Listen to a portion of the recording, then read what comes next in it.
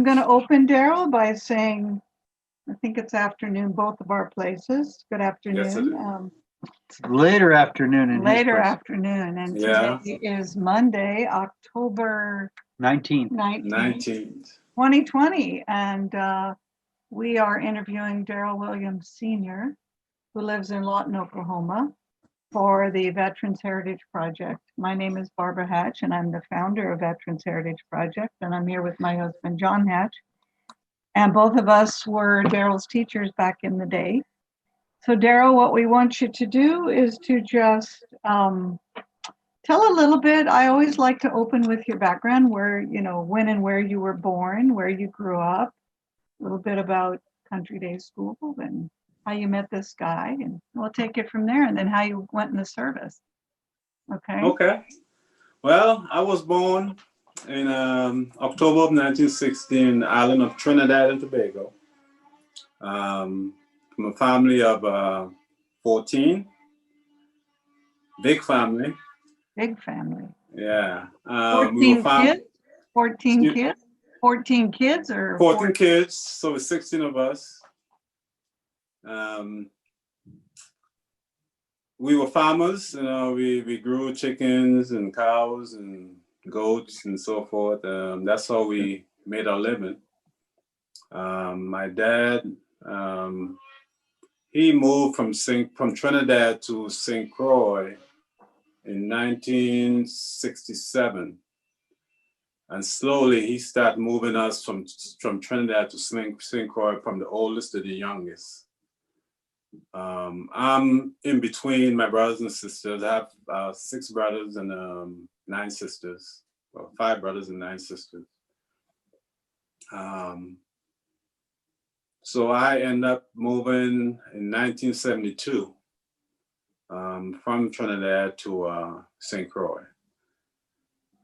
In Trinidad, which is not U.S. territory, school is not grades, we call it standards. First standard, second standard, third standard. So when I left from 4th standard, moved to St. Croix, and ended up going in. I stayed 1 year out of school because I was transitioning. I didn't have my citizenship, my green card and so forth as yet, so I couldn't attend school. So I stayed a whole year out of school, and my oldest brother, of course, they were all teachers at home. And from there, I ended up going to the 4th grade in St. Croix. We lived in Christiansted at that time. And then moved all the way up to 9th grade at Central High. And then my dad worked at Hess Oil, so they had this program going where they were paying for the kids to go to school, private schools. So he moved me from Central High to Manor School. And Manor School is where I met Jim Sadler. He was my math teacher at that time. And of course, in 78 or 79, he moved to our Country Day. And he took me along with him. So 78, went to Country Day, and 79, that's when I met John Hatch as my teacher. And I graduated in 1980. And John, I don't know if you remember, but I won't go there. It's my last paper in high school. You graded me, and I did a video and a speech at the same time, and it was crazy. It's funny now, but it was serious back then.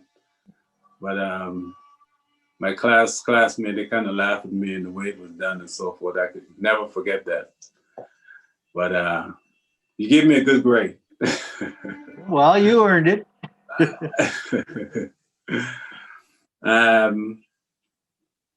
And that's kind of my history from Trinidad to St. Croix when I graduated high school.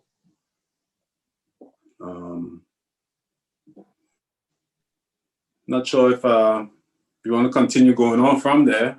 Yeah, Sure. so when you graduated, where did you go from there? Did you go straight into the Army? Yes, I actually received the academic scholarship for Grambling University from Country Day. But of course, I had three brothers was in the Army at that time. And of course, I wanted to follow suit. And so I turned down the scholarship and joined the Army instead. I joined in August of 1980, 2 months after I graduated high school. I had two brothers who were medics and one were infantry. Marlon Williams and Hezron Williams, who were medics, they got out right before I went in. Marlon actually got a scholarship to be a marathon runner. So he ran for the Olympics, 84, 88, 92 Olympics. So that's one of the reasons I joined, to follow what my brothers did. They told me to join the Army, go into administration, but do all the extra stuff so you can compete, you can be above your peers. So I joined as a 75 Delta, which was a record management, and did all the airborne and drill sergeant, all that good stuff while I was in.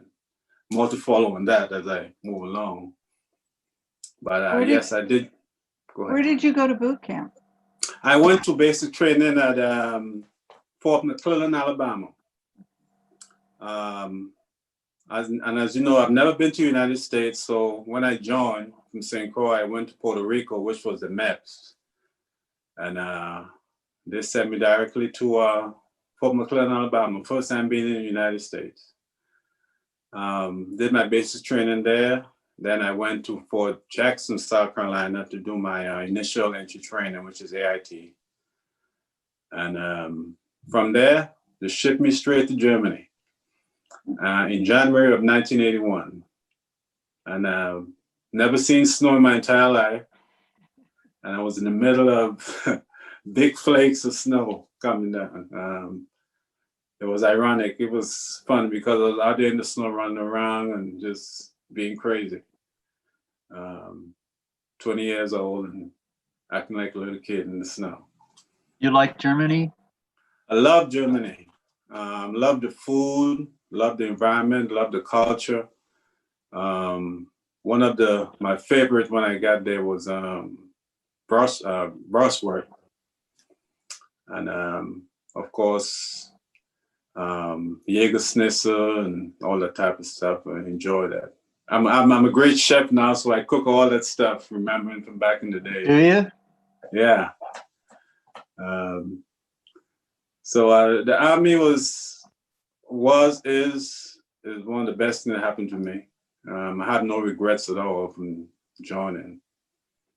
So tell me a little bit about where did they send you in Germany? What base? Germany, I went to Ansbach, Germany, which is Hindenburg Kaserne.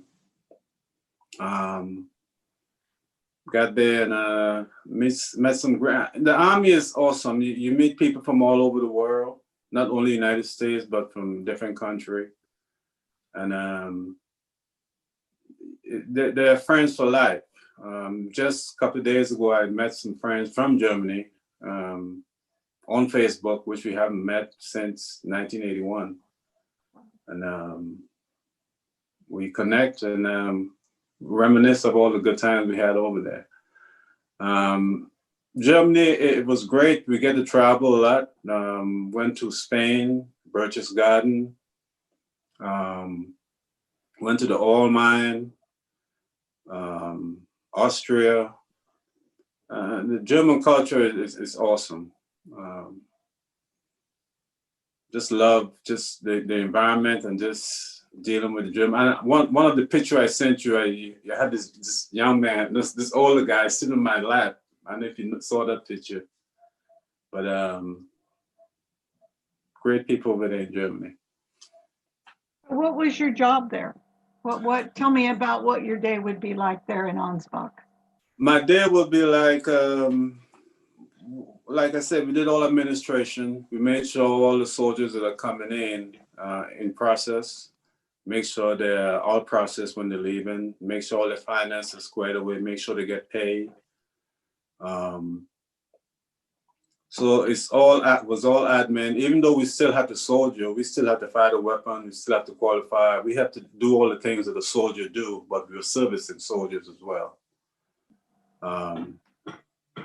So on any given day, going to the office, we had those old manual typewriters. Back in 1980, we didn't have those modern typewriters. You type and you switch back. So everything were not computerized, so everything was done manually. And basically that's what we did most during the day. Process paperwork. How long were you there? I stayed exactly 21 months. My tour was a 24-month tour since I was a single soldier. Unfortunately, my second brother, who was stationed there as well in Germany, every year they have what you call a reforger, which is exercises that they do every year. Soldiers come from different country, different part of the world, and they do exercise there every year. My brother, he was infantry, and he got killed over there while I was there. Well, you were In there. Germany. In Germany. Yeah, he was Sergeant First Class. He died while I was there, and so they shipped me back for his burial 3 months earlier than my normal completion of my tour. And they actually sent me back to Fort Jackson, South Carolina. That's where all the admin folks were trained and so forth. But while I was on leave in St. Croix, they sent me a letter, said they wanted to send me to Fort Devens, Massachusetts instead.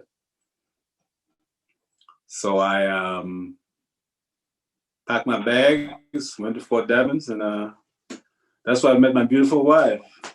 She was in the military as well. Oh, was she?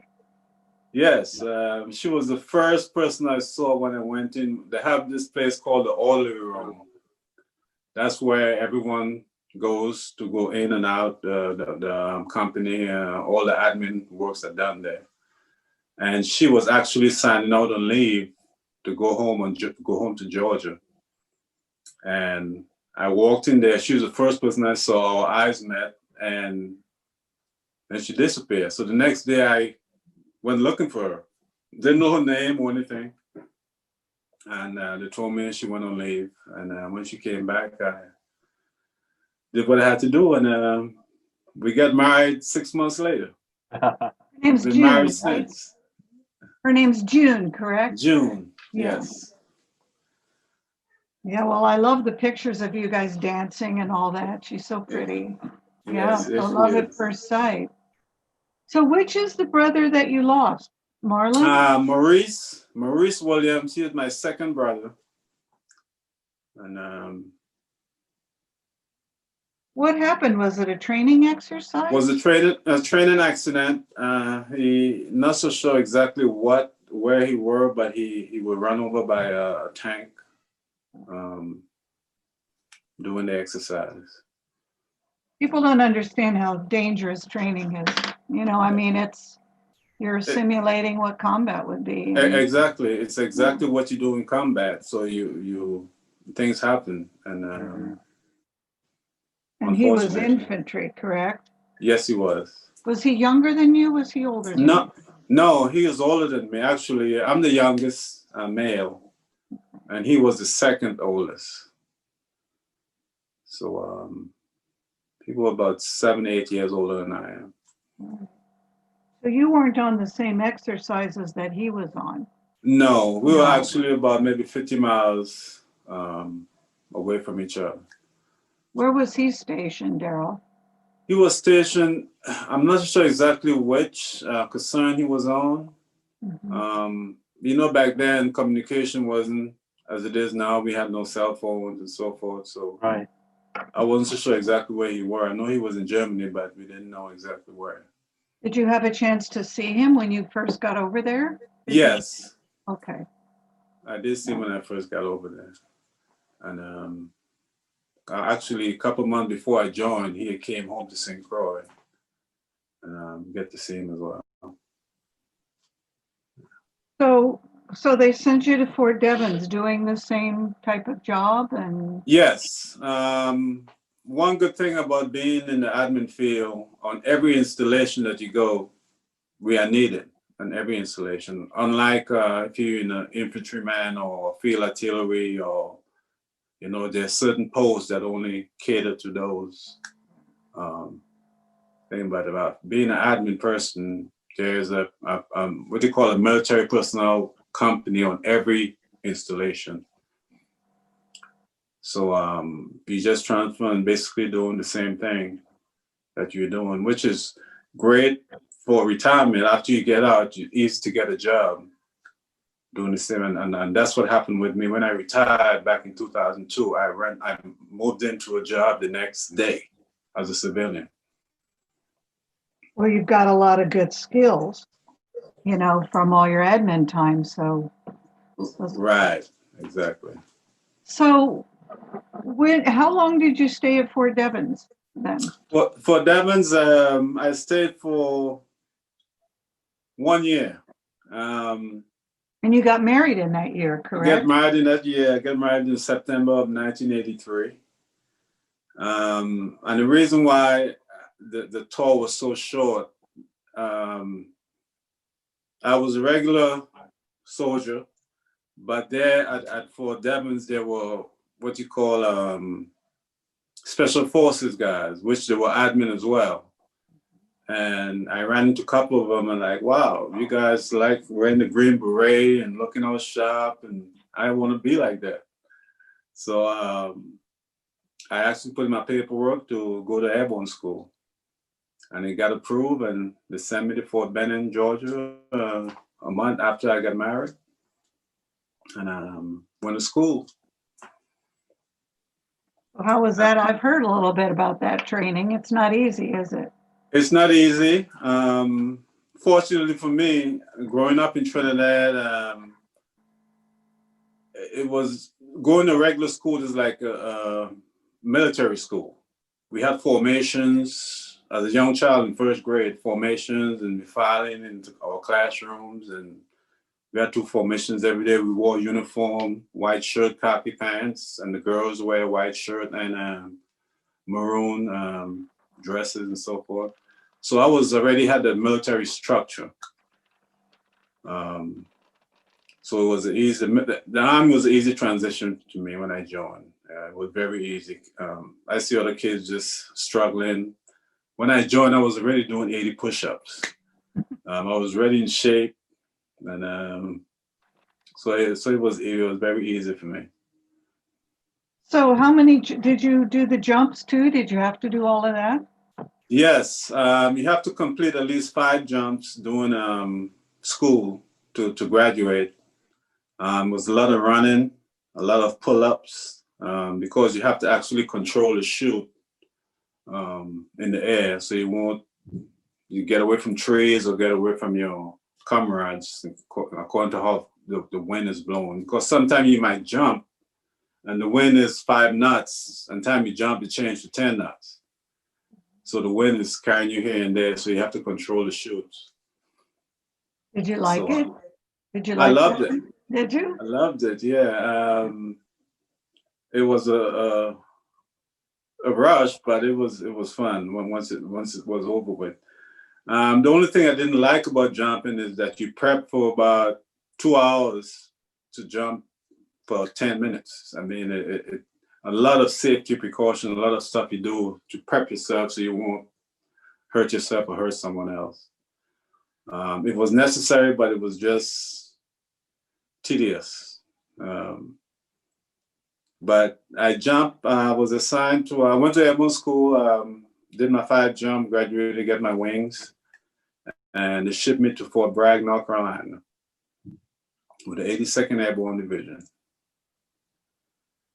And my wife, she got out of the military in December of '83 after I left. and she actually already moved to.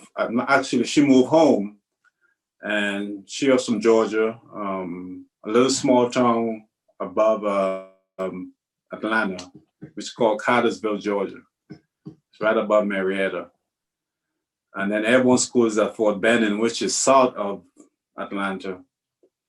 So once I graduated, I just went to her home and met her family, because I hadn't met her family, her brothers, her sisters, her parents, or anything. So they weren't at the wedding?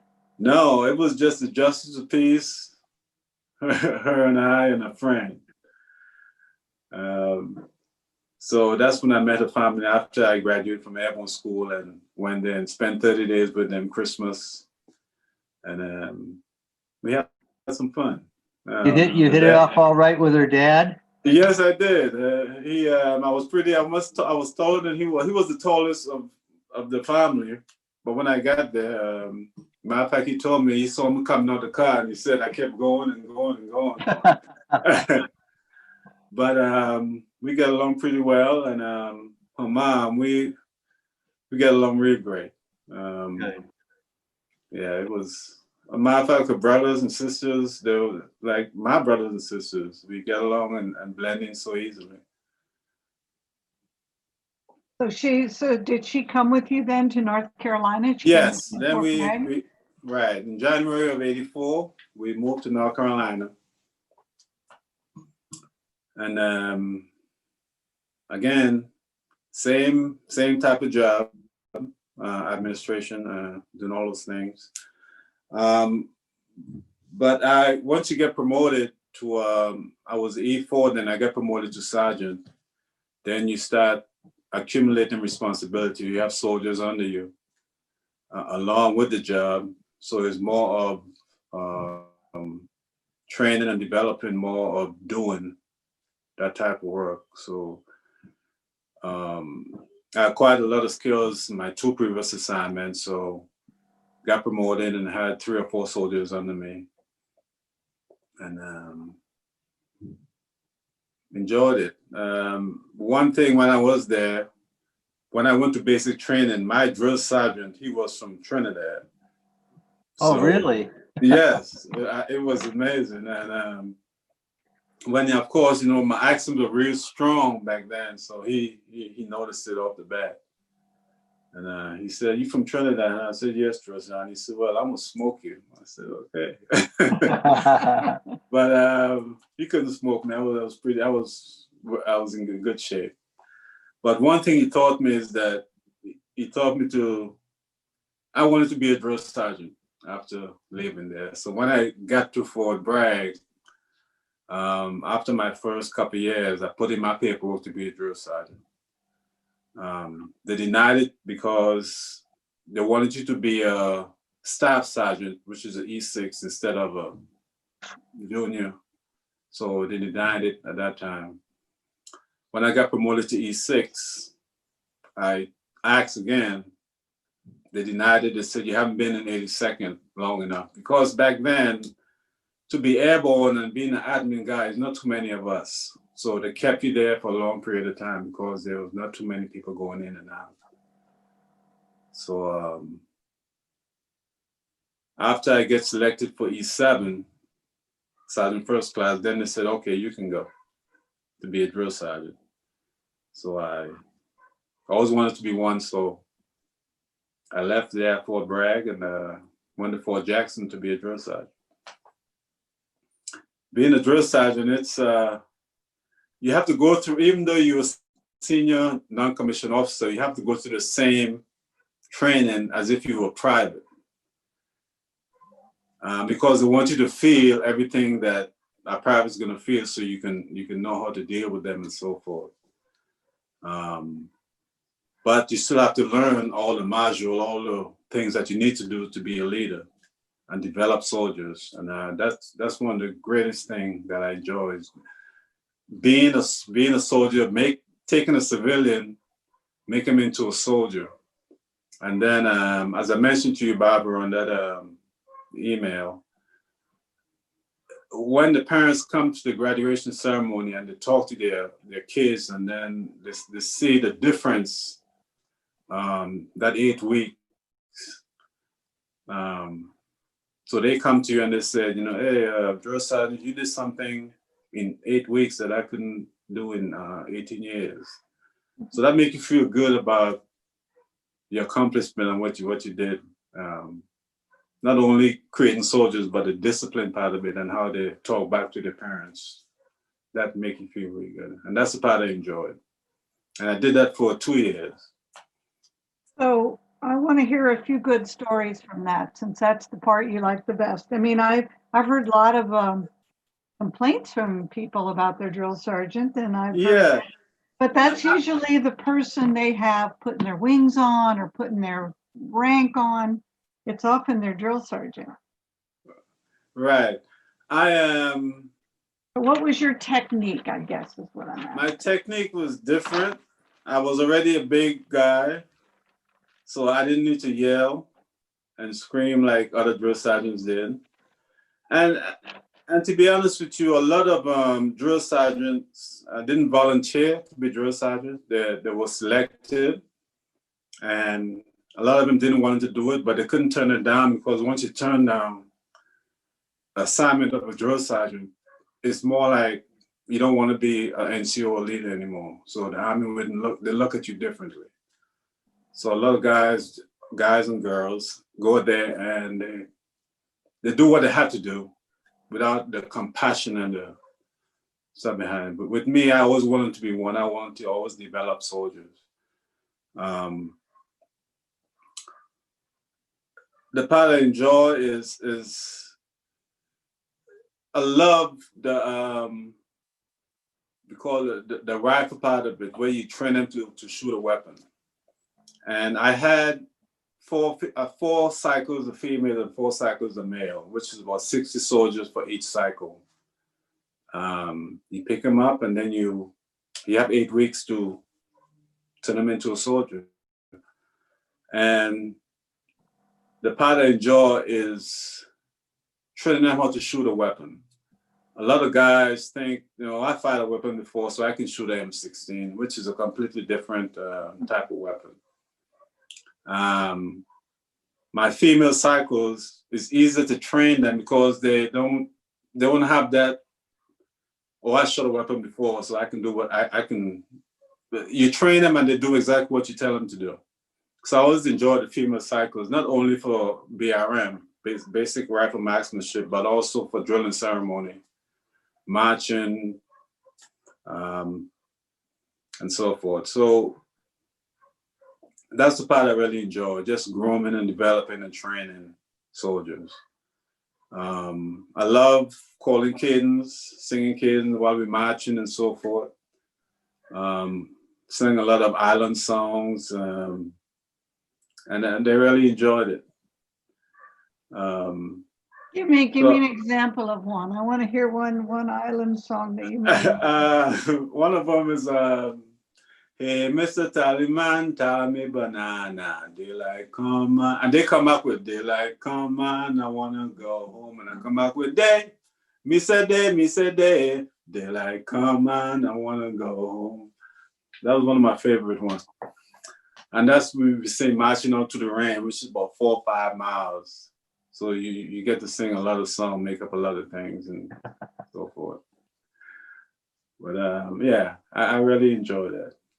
You missed that? I missed it, and I think that's the reason why when I retired, I stayed with the military and being a soldier, so I can see soldiers and just groom them and guide them. A lot of them still come to me right now because I work at Fort Sill, which is a basic training installation, and we only have 3 in the Army now, which is Fort Sill, Fort Jackson, South Carolina, and then we have can't think of the other one, but there's only 3 installations, so you get to see a lot of soldiers, still get to see them marching, singing, calling cadence, and so forth. Now, Fort Sill is basically artillery, right? Right. About 6 years ago, we were just only field artillery, but due to BRAC and consolidation of the installation, air defense artillery moved from Fort Bliss, Texas, to Fort Benning. I mean, to Fort Sill. So we train soldiers for field artillery and air defense artillery. And of course, any soldiers that, any type of basic training, they all come in. Doesn't matter what the MOS are. So did you have to wash anybody out of basic that just couldn't deal with it, couldn't toll the Yes, line? yes. On the average, we have about 2 soldiers per cycle, just from one company. And of course, you know, you have 4 companies, so you have 400 and some soldiers, and you always lose at least 7 or 8 of them because they can't keep up with the physical part of it or the mental part of it. You try your best to let them understand this is basic training. This is not how it's going to be forever. You know, we have to get you to a certain point in life. You got to make sure you are capable of going to war and, you know, protecting yourself and your comrades. So you have to put a lot of pressure on them to see how they can handle it, because once they're out there with live fire and live weapon, if they can't handle it, then, you know, it's not worth it. So we had to do what we need to do to make sure we have the right folks on board to take care of each other, take care of the army. Well, what about, you know, of course, I've interviewed a lot of much older veterans, and you ask them what they think about women in combat. And I think part of it is they're a little protective, but some of them just don't think the women could cut it. So you hear some resistance there. What was your experience with, I mean, I know you said they had less ego about what they could do, but Right. were they able to keep up with, with the physical aspects of training? Fortunately for me, I have 9 sisters. And of course, being in the admin field, you get to see more females throughout your military career from the time I started throughout. And I will tell you that, and being a drill sergeant as well, that a female soldier can do as much as a male soldier can do. It's just a systematic thing that's saying a woman can't do this or can't do that. I totally disagree. Mentally, a woman can withstand a lot more than a male can. And that's changing now. You see, it's different now than how it used to be back then. Thank God. And a woman can handle anything. It's just your mentality and how you see things and how you feel. It doesn't matter if you're male or female. And I treat, as a drill sergeant, I treat both my male and female the same way. There was no excuse that I'm female, I'm on my period. Matter of fact, one thing the first part of my briefing for female soldiers, I said, you will experience either no period, or you might have 2 or 3 periods throughout the month because of the stress and the pressure that you go through. And they understood that. And when I say things like that, they're like, drill sergeant, you know what you're talking about. So having 9 sisters younger than you kind of experience that. You know how to deal with women in the army and so forth. That's another whole challenge for women, but you get it. I mean, that part, you know, something Right. that they have to think about. When did you go over? You went over to Saudi Arabia, right? Was that? Yes, I went to Saudi Arabia actually. In the war started in August, Operation Desert Shield, of August of 1990, and it ended in 28th February of 1991.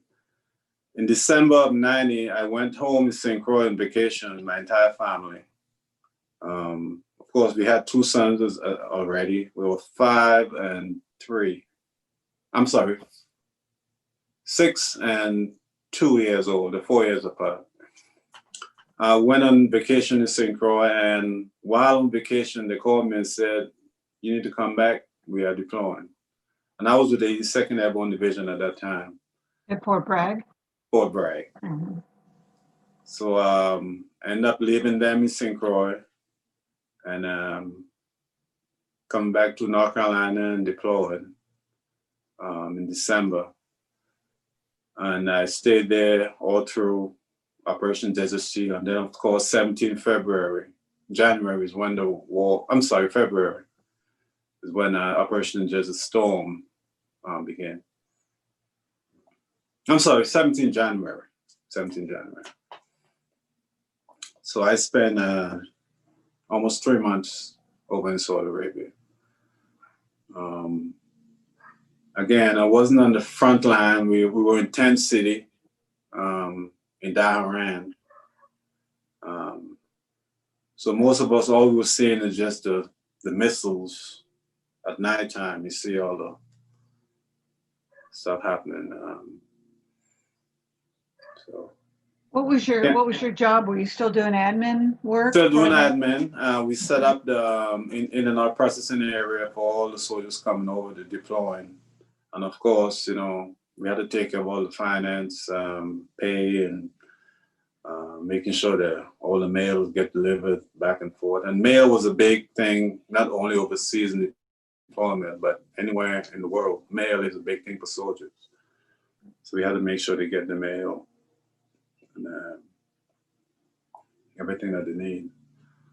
I saw that picture you were showing somebody how to cook or something. Yeah, we were in the tent, and we had those heaters, real hot heaters in the tent, and we were cooking on the heaters.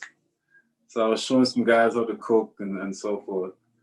Even though we had the dining facility we have to go to, which was a distance, but of course, between meals, you know, you had to eat something late at night. You know, you gotta eat something, so we had to cook a little extra. What we use is the MREs. We kind of cut up potatoes and different things and put it in the MREs and kind of cook it again so you can have a little extra flavor or extra meat in it. So I heard a lot of funny names for MRE. The best one I heard was meals rejected by Ethiopians. it was good. You know, I've eaten some of them. You know, guys have given them to me, and I've shared them with the kids. The kids go, "This isn't bad." Yeah, it's pretty healthy food. Yeah, it's not bad. I mean, yeah, when you grow it's up, the better. way It's better than what we had back in the early '80s. We called sea rations. It was in cans, and you had to open them up. Yeah. And you had to warm those up in the start of fire and so forth. So MREs came a long way. That's much better than sea rations. Yeah, definitely. Yeah. So, I mean, what was your impression of, you were in Darrell? Is that over in the Emirates, or is that actually in Saudi? It's in Saudi. It's in Saudi. No, I'm sorry. It's in the Emirates. It's more In the Emirates. on the outside of Saudi Arabia. Yeah. We didn't get a chance to go downtown as much. We went downtown to probably buy some little items, little meat and gifts and jewelry and so forth. But we were pretty careful because of all the Scud missiles and all that stuff were happening back then. But of course, the culture is different. They pray 3 times a day. Everything shut down, all the stores. And other than that, we didn't get a chance. We spent more time in the tents and preparing for the war. And then after the war, we didn't go anywhere at all. Yeah, it's pretty, well, I lived in Iran for a year, but Iran is green compared to Saudi Arabia. So, have you ever seen that much desert in your life? Never. And then you have what you call sandstorms at night, and you can't even see your hand in front of your face. That's how much sand is blowing around. And one of the pictures I sent you, we were actually building up sand around the tent, so the sandstorm won't blow into the inside the tent. So we had when you walk in the tent, you have to go like a zigzag to get in and out of there. Yeah, it's crazy. I also saw those camel spiders. They're huge. Yeah. Did you see any of those creatures? I didn't see any of the spiders, but we had more of the iguanas and all those different things we saw. Did you see any of the nomadic people on camels? And No, I didn't get a chance to see any of those either. When we went downtown, we saw a couple, but not much. It wasn't as much. Yeah, it's a whole nother world. You talk about a whole nother world, especially you coming from Trinidad where it's so green. Yeah, It's just exactly. so dry. You wonder how people live there. Right. Yeah, just crazy. So you were there for 3 months. Well, the war didn't last very long anyway. It only lasted about 4, I think. Yeah, actually, but well, it started in August. About 4 months. Yeah, yeah, that was a big. It was short. So then you went back to Bragg, and Went then back to go went back ahead. to Bragg, and that's when as soon as I get back to Bragg, that's when they told me that you can go to airborne school, and that's when I went to airborne school. And once you do your airborne time, I'm sorry, not airborne school. I meant drill sergeant time. Drill sergeant time. So after you do your drill sergeant time and did it for 2 years, then you had the choice to pick your assignment if it's available. So I picked Japan. Really? Yeah, and it was available. And Kamzama, Japan. That's one of the world's best kept secret. It's a nice place, and it's the only army base in Japan, mainland Japan. There are a lot of Air Force and Navy bases in mainland Japan. Okinawa has more of the army bases, but mainland Japan, which we were about maybe 30 minutes from Tokyo. Pretty nice base. You take your family with you? Took my family with me. Your wife and with both the boys too? My wife and both the boys, they really enjoyed it. It was safe. We didn't lock our car doors. We didn't lock our homes. And they were 9 and 5 at the time when we got there. And where we lived on post, you couldn't live off post because it was too expensive. So we live on post, and we live right next to the school. So my wife, both of us went to work. They went to school.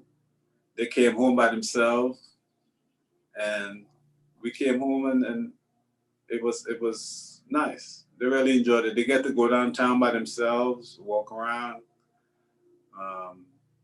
There's no crime over there. The only crime that was committed was by our own soldiers. Yeah. Was June active in the army then?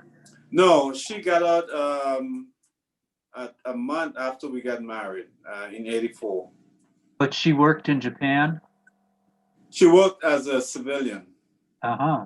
She worked on actually a depot out there where they had a whole bunch of old equipments, and she was making sure they were sorted out and so forth. But she worked as a civilian over there. Do your boys still remember a lot that happened in Japan? Oh yeah. Do they? They remember almost everything. Matter of fact, my son, he just told me the story about a year ago that when he was in school here in Lawton, he mentioned Kamzama, and the teacher said, no, that base been closed down since after the World War II.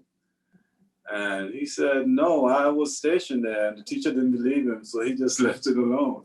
But yeah, but they have good memory of that. They always talk about it, and I always said I was going to go back to Japan as a DoD civilian to work there. They said, Dad, you taking us with you? I said, you're not kids anymore. How old are they now? How old are they now? How old are they now? They are 36 and 32. My oldest one, he's married, have 5 kids. What's his name? Darrell Jr. He's a junior. And then the youngest is his name is Rashad, and he lives. My oldest lives here in Lawton, and then the youngest he's in Nebraska. Both of them are electrical engineers. My oldest, he's in the Air Force. He actually joined the Air Force and became an electrical engineer in the Air Force. So he's in the Air Force Reserve. And then he taught my youngest son do electrician. Then he went to school to be an engineer as well. They're all grown up. Wow, they're the age of our kids, right? Yeah. We had our boys kind of late in the Late. game. But yeah, so Camp Zama, I mean, did they learn to speak any Japanese? Probably a little, they would pick up. Probably just a little small words. Though he touched my mustache, thank you very much. Domo, stuff like that, thank you.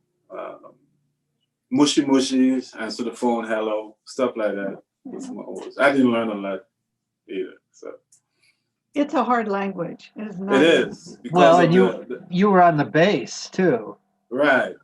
Yeah, if you'd been shoved into the, downtown or something, you would have had been to, different. but you didn't have to. Yeah. Yeah. We had a lot of local nationals working on posts as well. So we learned a lot from them. And one of the fun thing I did, I climbed Mount Scottish here. What's it? Kilimanjaro, Mountain no. Mount Fuji. Mount Fuji twice. Yeah. Yeah, I climbed Mount Fuji twice. And I have my stick that have all the stamp on it that shows all the way to the top. So that was pretty. That was an all-day affair. Yeah, it takes a while. It's pretty Yeah. tall. I have a lot of stories about Mount Fuji. A lot of the World War II veterans, when the war ended, especially the Army Air Corps guys, they could fly around. They all wanted to fly over Mount Fuji and take pictures and all of that. How long were you at Camp Zama then? I stayed there 5 years. 5 years. Wow. Well, that's a good I actually, being in the admin field, of course, I was the installation strength manager, so I did all the assignments. And of course, I extended myself to stay there twice. Because we loved it. It was, the culture is awesome. I mean, Japanese are so respectful with each other, stay in their own space. And the one thing about the Japanese culture, they are so proficient in what they do, because the entire family, if your family is electricians, you grow up to be an electrician. You don't venture out to be a carpenter. So the skills stay within the family, and that's how they become so proficient in what they do. And, so that was something I really admire. How they do that, and they go to school 6 days a week. Sunday's the only day they're out of school. And they find so many ways to just use the minimum amount of space as possible. They're not trying. They don't want a big house just to have a big house. Just enough space to use. So it's amazing culture and the way to do things. So you really like studying those cultures, don't you? Like you liked it in Germany, you liked it in Japan. And I think it's because of where I came from and just transitioning from Trinidad to St. Croix, and then St. Croix to the United States, and seeing the different culture and how they live, and have a lot of understanding and respect for it. Where you're from, it makes a big difference of who you are and who you end up being. You have a lot more respect for people and culture and so forth. Do you find that you sort of incorporated some of those values into your own self? Yes, in my own self and my kids as well. My grandkids are a mix culture. My daughter-in-law is white, on both sides.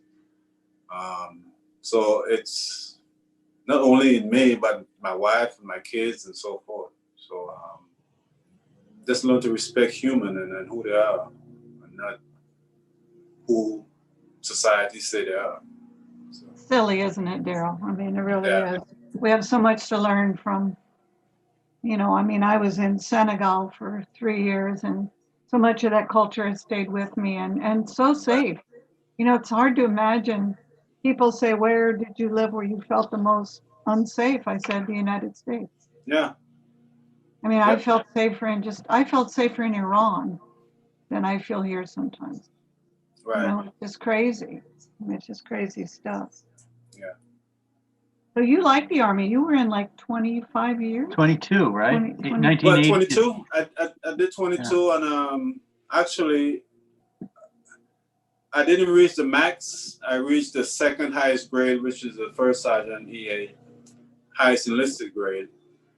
But they offered me a job, and I didn't want to move my kids anymore. That was in high school, so I retired for the job. They wanted me to be in charge of the military personnel division um, as a GS-10.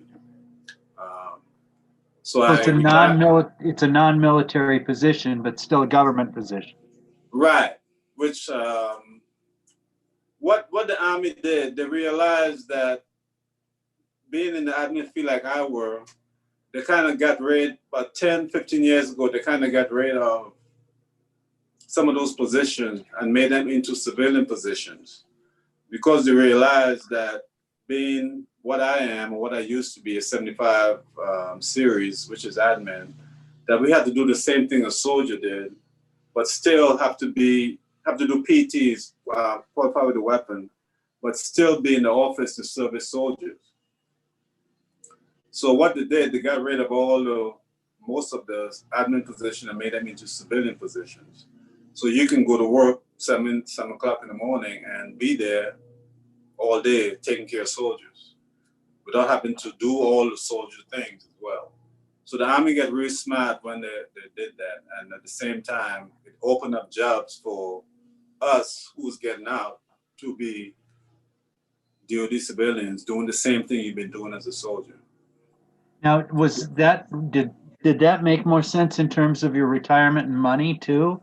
I mean, did that hurt your retirement at all? No, it didn't. Actually, when I retired just as any soldier retired at whatever grade I am. Mm-hmm. When I transitioned into a DoD civilian, the 22 years that I served goes towards my retirement as a DoD civilian. Really good. So in 2 years, I'm retiring again because I served another 20 years as a DoD civilian. So equivalent to 42 years of service. So I'll be 62 in 2 years and I can retire full again. Nice. So that's my plan already. It's already in the mix. 2 years and 2 months, December 2022, I'm retiring again. Yeah. So Well, do you play golf, Darrell? Huh? Do you play golf? Oh, definitely. Oh, We have a golf course right here on the installation. I actually have two. And I have 2 sets of golf club. I got some for June. And I play some golf. Good for you. We played this morning. Oh, yeah? Yeah.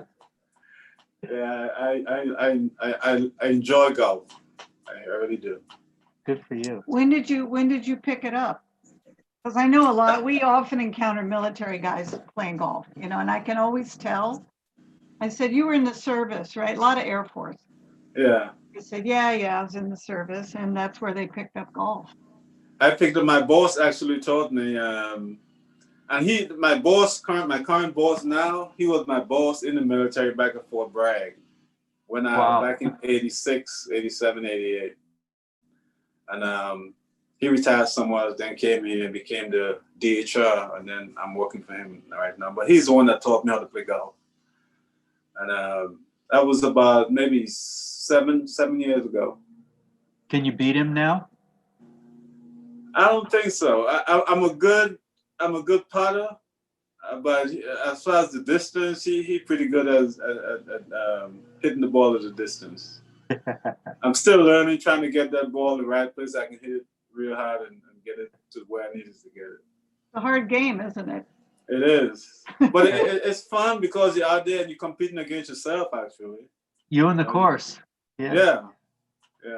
Yeah. So you're still working for the military. You're just not. Yes. You don't have to do all the shooting and then all that other stuff. Right. Once I retired back in 2002, all that was over. No uniform, civilian clothes, suit and tie and go in the office and take care of soldiers. So what is it that you miss? Do you miss any of the military part now that you're doing this? Well, you're probably doing a lot of the same job. This the same job, the same mentoring. I don't really miss it, you know, the physical part of it. I'm 100% disabled now. Have from jumping out of planes for 8 years, my bad knees and ankles and back. So I'm 100% disabled. So I don't really miss that physical part of it. But the mental and grooming part of it, I'm still able to do that with the soldiers. Not only with soldiers, but with young civilian, DoD civilians coming up. Actually, last year we started this new program where instead of hiring veterans that are already retired into some of the GS positions, we go out and look for young graduates, like Cameron University. One employee I just hired, she just graduated from Cameron. And we brought her in as a GS7, GS9 into the system. And they're doing great. You have to teach them a little more, but as far as the structure-wise and stuff, they already have that. These college graduates are awesome. Plus, they have the skills, the computer skills that are needed. Mm-hmm. Now, it seems to me that the structure is something that you really appreciated. Yeah, most definitely. The discipline and just the camaraderie and everything that goes with it. Well, and it seems to me too that there's not a lot of room for questions. I mean, if you're in the service, you know what's expected of you, and you do it, and you get rewarded. Right. I mean, it's simple in that manner. Exactly. Yeah. And as a leader, you have to put that up front first. You have to let them know this is what I expect of you. And the Army have a great system, the appraisal system, where you have to cancel employees. You have to talk to them. You have to give them that mission or that goal to accomplish. And it's required by law to document it. Say, well, this is what I expect of you. And then 3 months later, you have to go back and say, okay, you accomplished this, and this is what I expect of you for the next 6 months. So the Army have a good system in place to allow you to help you guide yourself and develop younger individuals that way with the appraisal system. It's kind of like they give you the curriculum and you teach. Right. Exactly. Well, and then giving them feedback. Right. Giving them feedback is the main thing. So they'll know where to stand. Constructive criticism. Right. Exactly. Yeah. Well, you're sort of like a teacher, like we were. Absolutely. Really. That's the way I see it, buddy. I learned from you guys. Have you been back to Trinidad, or your parents? Yeah. I went back, about 3 years ago. My mother passed away, but On I St. went. Croix, though, right? No, that's in Trinidad. My mom, she stayed in Trinidad, and my dad moved to St. Croix. He passed away about 9 years ago. So I go back to Trinidad and St. Croix. I still have a younger sister in Trinidad. And of course, Marlon, my brother, he's in St. Croix still. And my 2 nephews. So we, everyone else is all over the United States, from Florida, Virginia, California, Texas. We scatter all over, so we get to go around and meet each other a lot. Now, you seem to like the South, huh?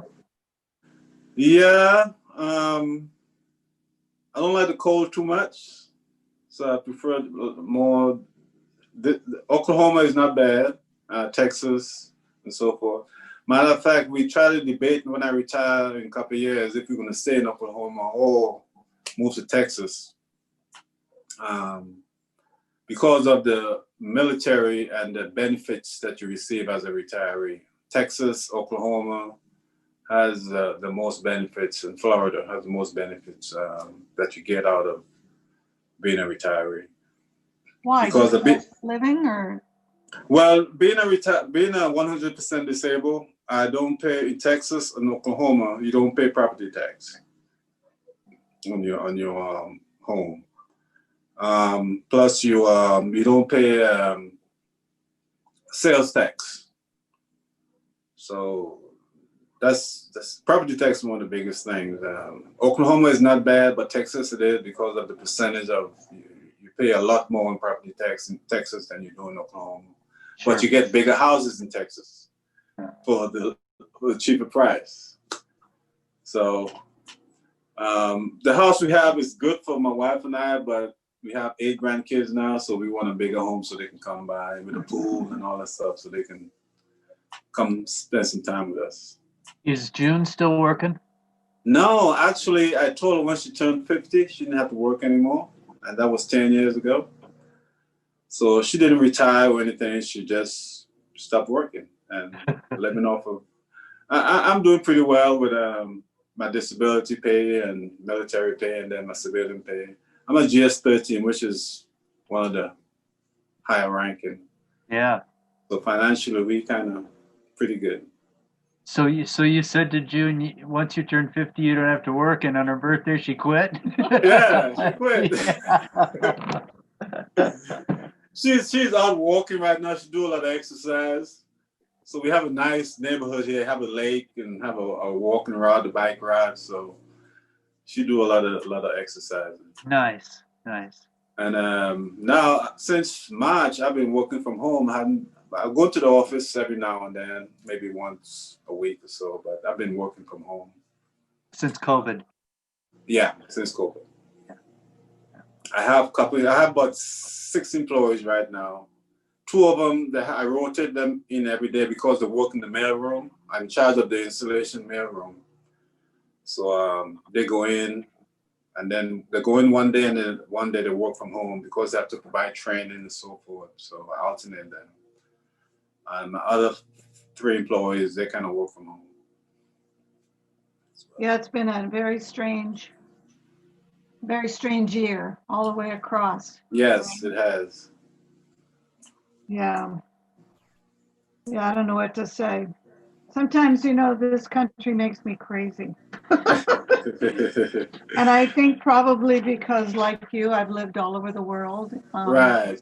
And a lot of other cultures just seem a little kinder in many ways. And Yes. American culture is tough, and it's just tough. And, I think we're so spoiled. Yeah. We have everything, and we don't know what to do with it.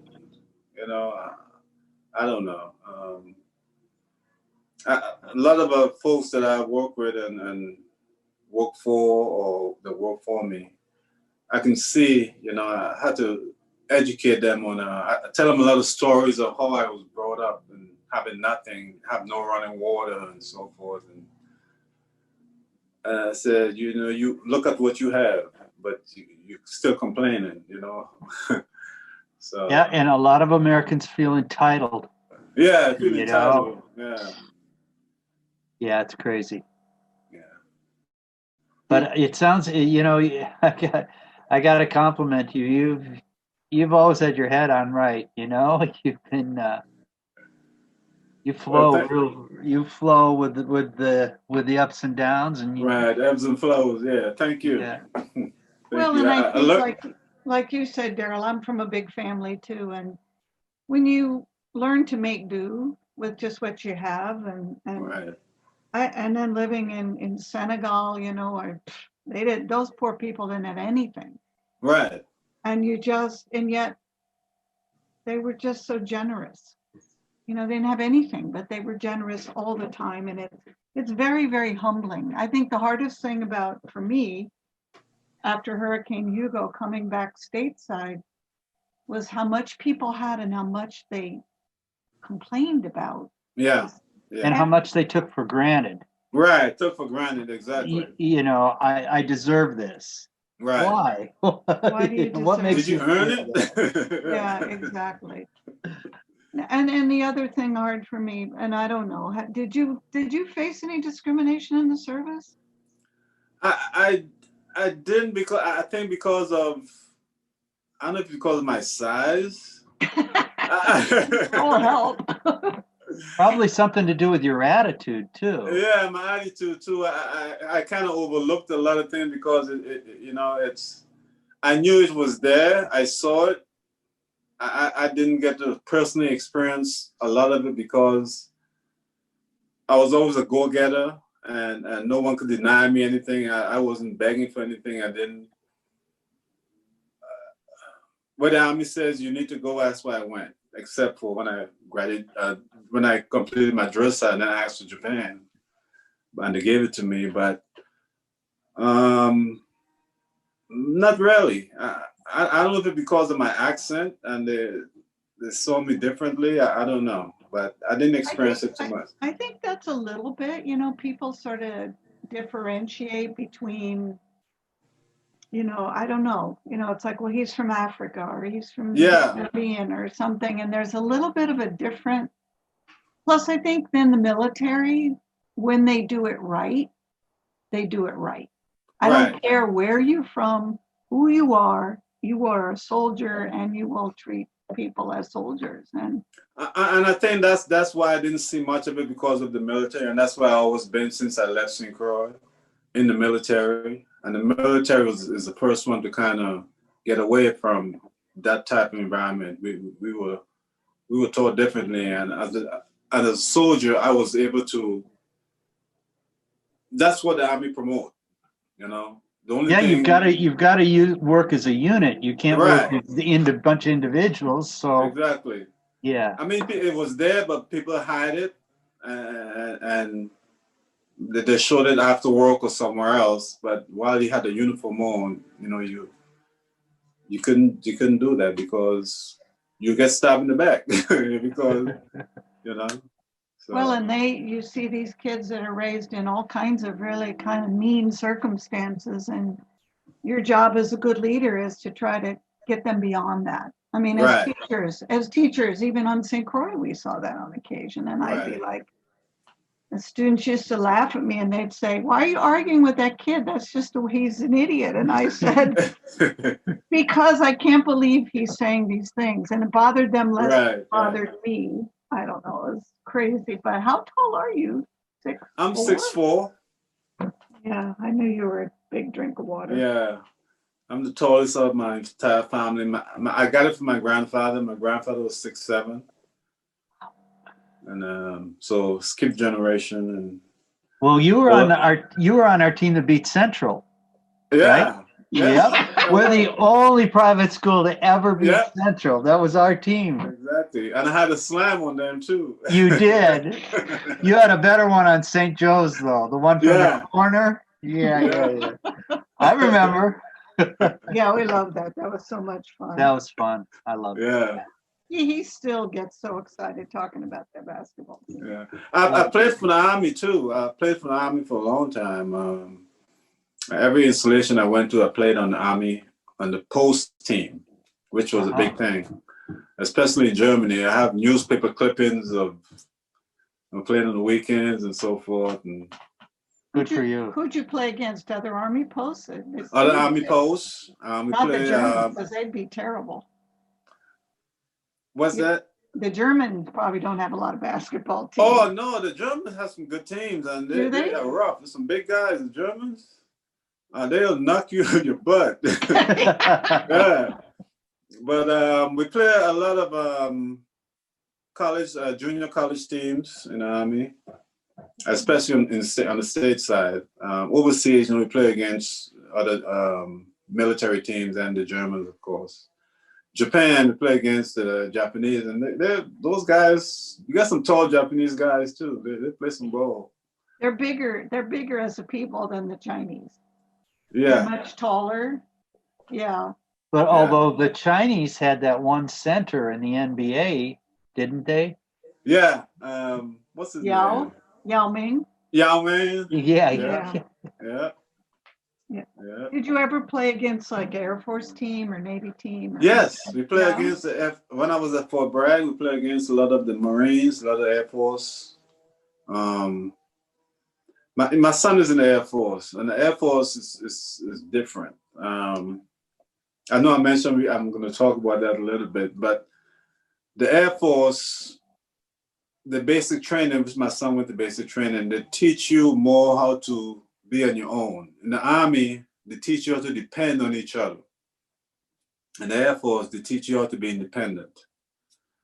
And most of the Air Force jobs are catered toward the civilian sector, unlike the Marines and the Army. But each of the services, I had the opportunity to be part of the 2001 inauguration committee, presidential inauguration committee. That's a position they select you for because of your past experience and skills. And it's only a handful of you. For the Army side, it was only 6 of us. And then it was a total of, how many? 78 service members to set up that entire inauguration. And it takes about 18 months to set up that one-day ceremony. And we have to work with all branches of service. So you get to know how they operate, how they do things. And found out that we all kind of do things the same way, even though the PT test may be different from ours. The way to qualify for the weapons is different. But basically, we do the same thing. And one of the pictures I sent you, Barbara, has the inauguration team. That was our team. I was the NCYC in charge of that team. And then I had an Air Force colonel, was my boss.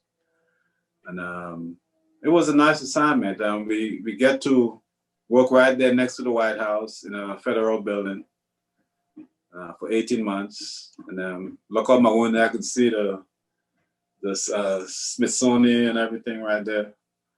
So it was pretty fun. I lived on Fort Meade, Maryland, but I commute every day to DC for that assignment. So when you say set up, like all the physical parts of that, or what things did you have to like set up? Oh, we had to set up this actual ceremony. We had to get all the, because there are military parades from different units across the Army. So we had to organize all those units, coordinate with the units to make sure they get there on time, where they need to be. Set up all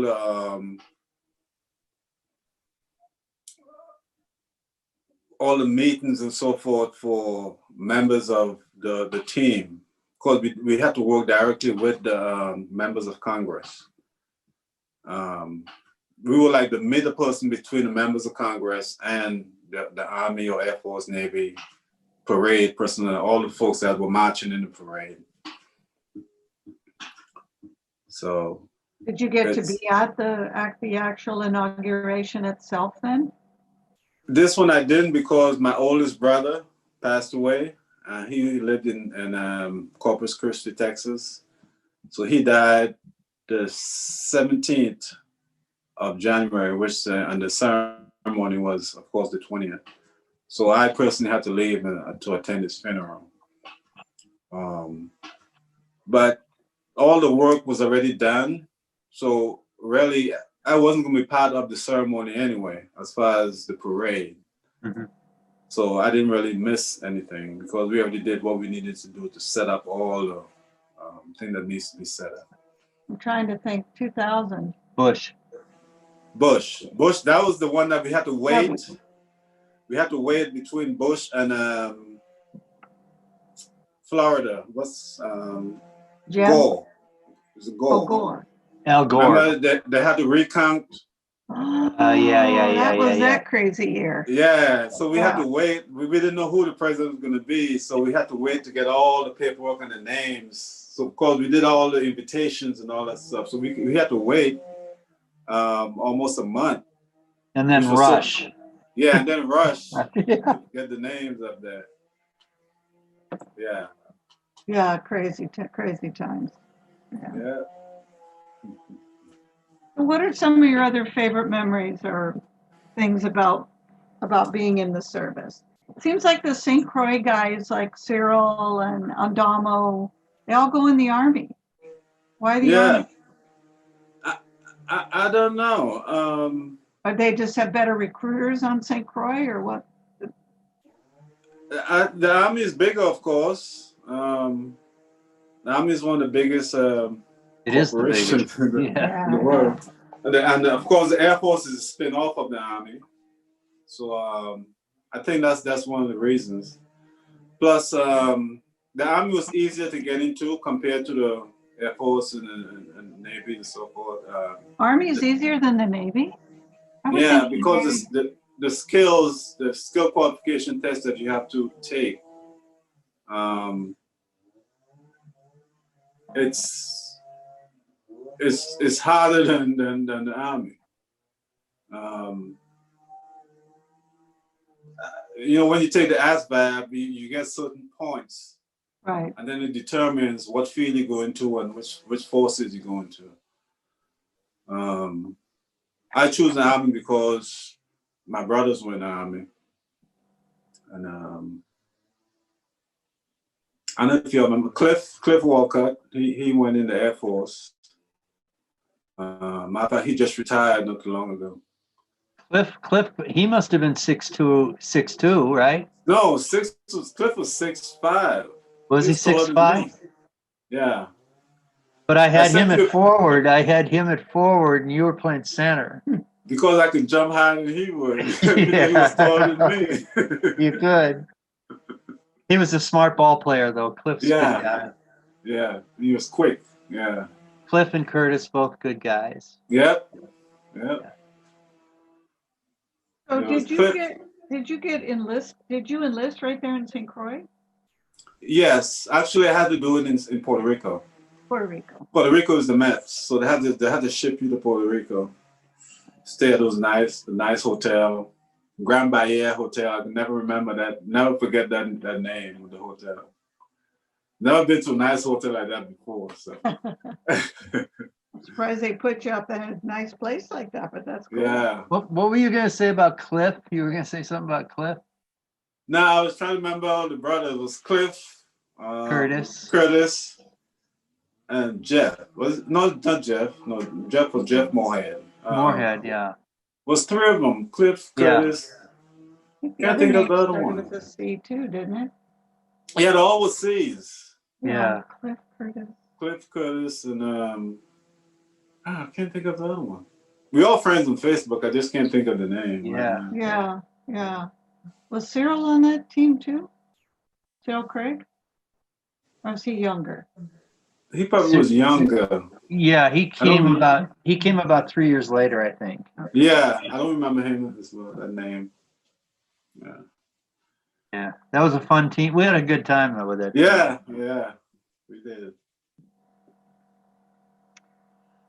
Well, you got any more questions? You got any questions for us here? We can tell No. you what happens. He's going to write your Oh story. no, she's gonna write the story, and I'm gonna help her. She's No. She's a good no. writer. Well, I've had I a lot thought of, you all had students doing that. I saw in the video that you all had students doing a lot of the writing and so forth. yeah. But when we got all stars like you, then the top does that, you know. Well, That's I nice mean, to know. it's about connecting generations. So yeah, they do a lot of the writing, and I do a lot of the nagging to get them to Right. do the writing because Oh, they all okay. love the interviews. And then a lot of kids like to write. It's just that, our book deadline is middle of December. So with okay. kids, it's not like you can grade them or flunk them or something. They're volunteers in this program. So you just have to keep trying to motivate and, I need that story. So my latest technique is to turn to the veteran and say, when can he or she expect to read the story? So that they have to commit and say, oh, I'll have it ready in 2 weeks or, something like that. You get them to, Right. doesn't mean they will have it that quickly, but the hardest thing is getting them to, and part of it is just, they're still in school. So Right. they have a lot of work to do. Other things doing, yeah. Yeah. This year, the challenge is you think, well, they have more time. but it's a rough year for them too. You know, these kids miss, well, in Arizona, they're back in school. So Oh, they're okay. back in person, but it's still weird. They're Right. not all back in person. And there's just a lot of worries, you know, for Mental these. stuff, yeah, the Yeah. friends, and, yeah. This is the first interview I've ever sat in on. Oh yeah, wow. Yeah, she's been doing this for 40 years. No, I've been doing this. Our program is 17 years old. 17. And Yeah. we've Okay, I was interviewed- gonna ask you how long you guys been doing this. 17 But years. But it started back in when the movie Saving Private Ryan came out in like 97, 98. Right. I was teaching, and the students wanted to know what part of the movie was like really historical and what part was fiction. So I found some World War II veterans who were like, they were our age at the time, the age we are now. Right. And they started coming to my classes, Derek. And so I'd have a Marine from the Pacific, and what did they just call you, Derek? That's fine. I know what you meant. You said Derek, but I know you meant I was Darrell. thinking Derek Walcott because you're talking about Walcott.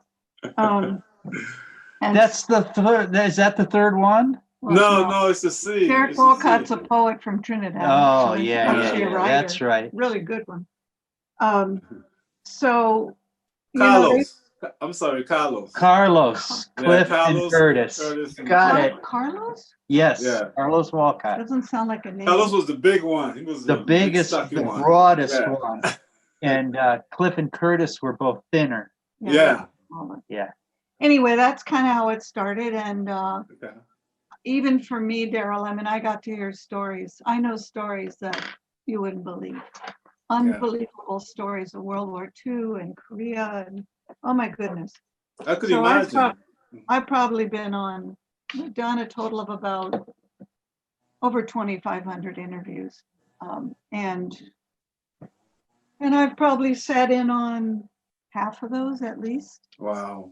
And I've written about 500 myself, probably. Wow.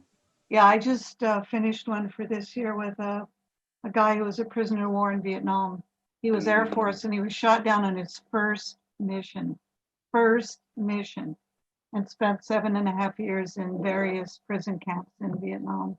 It was rough. But my very favorite story was they had them in one camp, and they were sort of below ground. That was the first I'd heard that. So they were almost on eye level with the bottom of the door, and it was cold up there. And they're in there, and all of a sudden a cobra snake comes along, and he's going along under the door, and he peeks under the door. Mm-hmm. And I said, "What'd you do?" They said, "We didn't do anything. We just stayed very still, and it moved along." But you know, it's funny about kids because some of them have gone on, the students in the program, to be in the service. Right. I have one girl now, she's in the Army. I have a stunningly beautiful girl who was born in like Venezuela, became an American citizen who's a Marine. I have another girl flying helicopters for the Navy, who graduated from the academy. So, and then there are doctors and all kinds of stuff. Right. Oh, that's one thing I wanted to mention to you, that some of the reward is that when I was a drill sergeant, and then even now, and maybe a few years back, running into some of these guys or girls that they are officers in the military now, like lieutenant colonels or colonels and so forth. And they remember that you never forget your drill sergeant, you know, and they might see me and like, Drill Sergeant Williams, like, yeah, I don't remember a lot of them, but they remember you. You know, so it's good seeing that a lot of times, seeing what you accomplished and where they stand now compared to where they were back then. Well, think of the ratio. I mean, it's like us. We get students who remember you because they had maybe 20 teachers in high school, and you had students, right? So you can't remember them all, but it's a good feeling, isn't it, when they come back and tell you what they learned and how they're doing and all of that. Yeah, it makes you feel good. Yeah. Makes you know you're on the right track. Exactly. So they're already colonels, I guess. So, wow. Yeah, my nephew, I have two nephews that are lieutenant colonels. Wow. Yeah. Yeah. So how many of your siblings are still living, Darrell? Brothers and sisters, only two passed away. So 12, We still got So 12, yeah. 11, So 12 of most you, of 11. us. yeah. Yeah, my two oldest brother passed away. Um, everyone else is alive. But I have a lot of nieces and nephews and I'll bet. a whole So you bunch. were number one, two. You were number 7. three. You were number 7.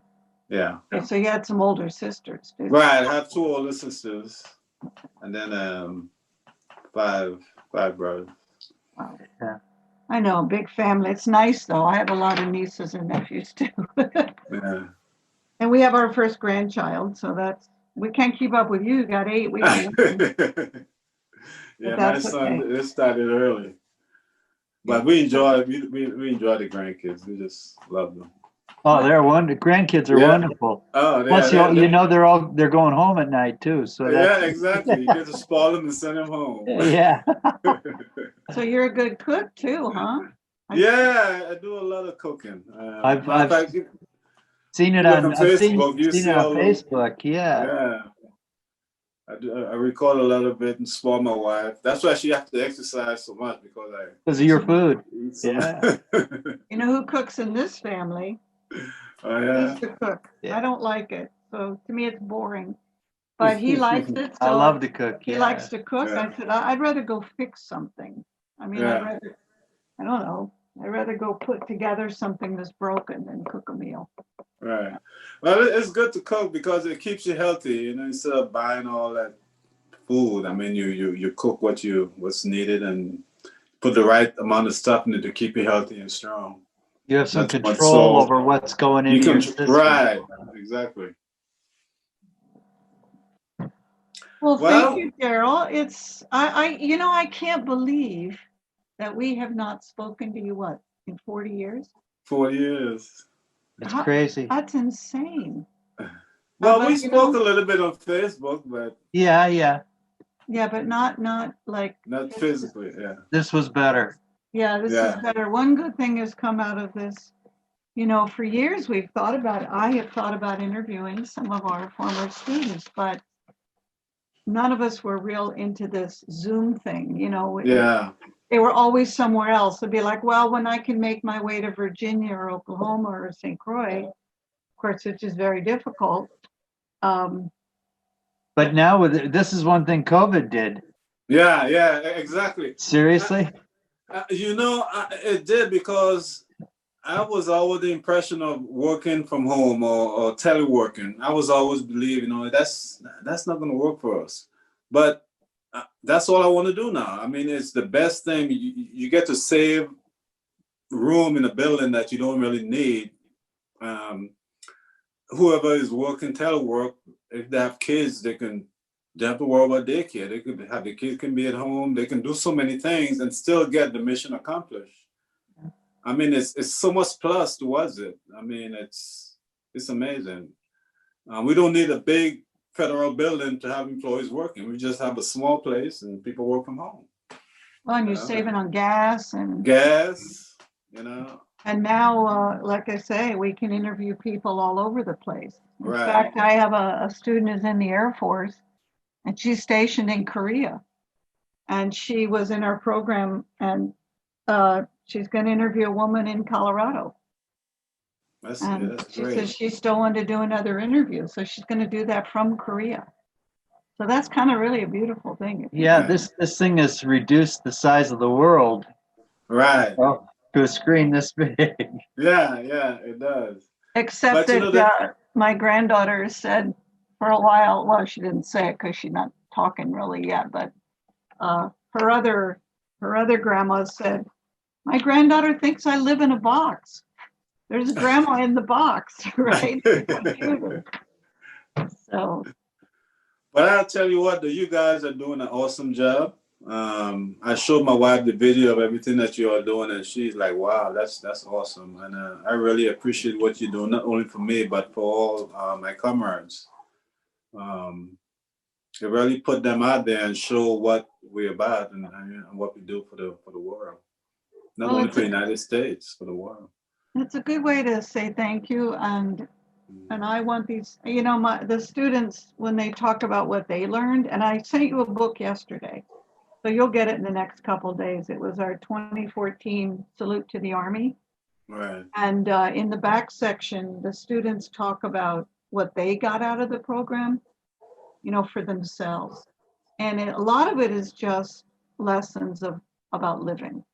Yeah. You know, I mean, they learn about the military, yes, but, you know, the idea of the mission or getting, you know, and responsibility and all that and Structure, structure. The and structure, Yeah. expectations.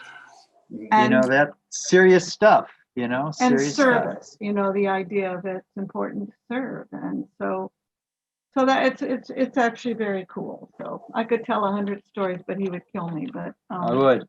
he would. You all need to put Cliff on your list to interview. Cliff Yeah, I Walker. wrote it down. Yes, Cliff and Cyril, yeah, for sure. and Cyril. Yeah. And because he's very close to Cyril. And also I've had contact with Andalmo Ford. I think he was younger than you as well. But he was also in the Army. And so I'm going to reach out to him. So We got to have a cruising section, you know, in one of these books. Right. exactly. Represent. Yeah, were you the one, Darrell, that was trying to get us to go down to Trinidad? And we wanted to go down for Carnival, but no, I don't think it was there me. was another student, I think, that was from Mhm. Trinidad, and we were all lined up to go down for Carnival, and I got pregnant, and they said, no, we don't want you flying, but that would have been 82. Yeah. It won't be too much fun now. I mean, it was fun when I was younger, but now it's not the same. It's good to go and look, but to participate physically, it's tough. Yeah. Well, thank you. I appreciate, and now we can, you know, we don't have to wait another 40 years because I won't be around. You might not even be around 40 years. No. But we'll work together on your story. And, you know, once it gets written, we'll send it to you because you need to read it. And, you know, there will be something wrong. And this is where you get to be the teacher and just say, Okay, no, I can let me- edit. Yeah. Critique, Let me- edit and well, critique. I learned a lot of terms. I even know what a concern is and all these things. So NCOIC, you know, you pick up all this stuff after a while, Right. but you know, there will be something that maybe my retelling of it may not be exactly correct. So, Okay. and I want to get it right. It one of the big things that I tell the students is the story needs to be accurate, and that's the most important. Needs to be complete, needs to be clear.